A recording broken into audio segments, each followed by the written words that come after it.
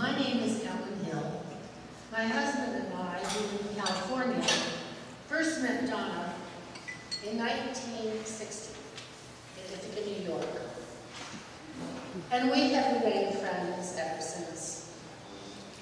We traveled together, and one of the funniest experiences I had was being behind the wheel while Donna and my husband, both of whom were only children, and didn't have a great sense of what it meant to share, were both arguing over who was giving me the correct directions to drive through Berlin to the airport where we needed to turn a car in. It was very, very fortunate that we made the plane and we got rid of the car, because even to the end, as we were walking away from the Hearst place, the two of them were still arguing over everything. But I want to get back to what Donna has meant to me for 51 years. I still remember the first time I saw her. You have to, for those of you that are younger and who will admit to watching Mad Men, you have to put yourself back in that time frame. I met her at a gathering of law school wives. We were in a assorted looking group, none of us knew one another. And into the room came this absolutely stunning woman, her hair back in a French twist, a slim, simple black dress with a string of pearls, and it was like the queen of it. There was no question that she would automatically be elected to the leadership of the law school wives. And I can remember, as the months went by, really feeling very honored that somehow we had clicked and become friends. Much like her friend Patsy, I'm about as far as you can get from many of Donna's interests. The idea of cycling 20 miles a day appalls me.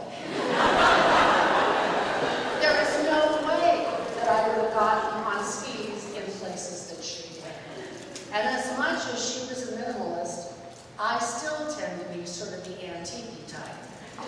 But for me, Donna was the first person that I knew who was a mom. Alec was already on the scene.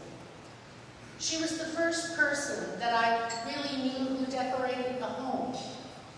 And while most of my generation was involved with those early American shin springs and maple coffee tables, Donna had a Charles Eames chair and a black slate coffee table.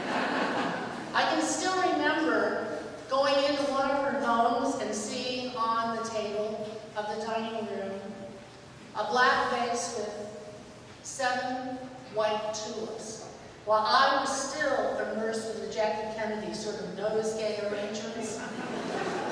I never, ever came back from being with Donna that I didn't have a new recipe, a new book to read, oftentimes by an author I hadn't heard of yet. And even though we only lived together in the same place that 1 year, we have remained friends. Back in the days, in the 70s, the 60s, before there was email, we wrote long letters, and I can remember when those letters would arrive in Portland, return address.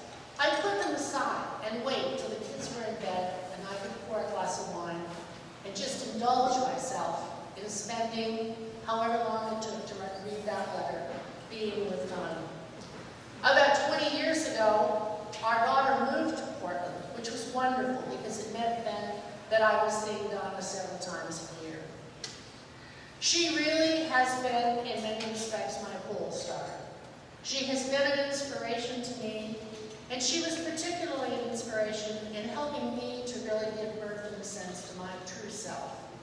I watched her go through incredible adversity, but she always, as many of you know, she always challenged me to look beyond whatever the adversity or the hurt or the pain or the disappointment you are currently in. Not to reread the past, but always to move on to that next chapter.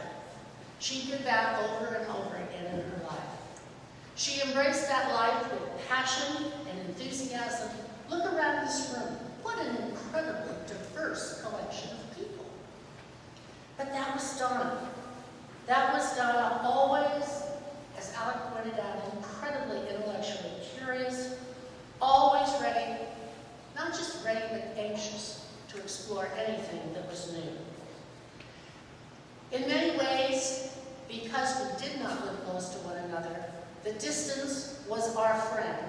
Because we didn't talk about the minutiae of our everyday lives, because we didn't share that, so that when we would be together, we would seem to move immediately to the core of ourselves, and we talked about the things that were the most joyful and sometimes the most painful in our lives. I will miss her horribly. I cannot believe she is gone. I cannot take her name off my email. I cannot white out that place in the address book. She has been part of me for longer than any other friend that I have.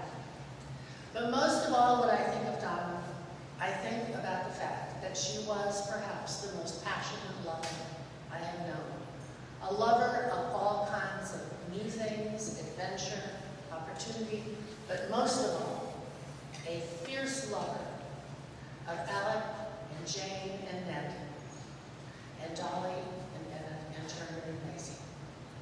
How fortunate they were to have her as a model as well. And now, just in closing, I'd like to read a little poem that I found by Christina Rossetti. When I am dead, my dearest, sing no sad songs for me. Plant thou no roses at my head, nor shady cypress tree. Be the green grass above me with showers and dewdrops wet. And if thou wilt remember, and if thou wilt forget, I shall not see the shadows, I shall not feel the rain, I shall not hear the nightingale sing on as if in pain. And dreaming through the twilight that doth not rise nor set, haply I may remember, and haply may forget.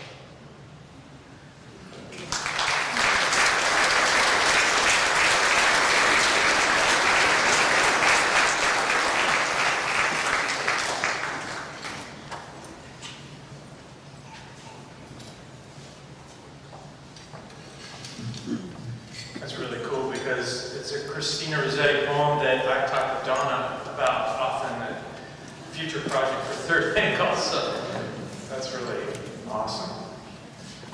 My name is Ron Blessinger. I'm the artistic director of Third Angle Ensemble. And if I could stop from time to time and just chant, channel Don, channel Don, channel Don, to get through this, I hope you understand. Donna was a 7-year board member of our group, and I'm sure if you asked Donna, she'd say that it felt like 20. And on behalf of our organization, I want to express our deepest condolences to her family for their loss, and thank them for the honor. It's a great honor of saying a few words here tonight about this extraordinary lady. I know Donna wouldn't like the fuss,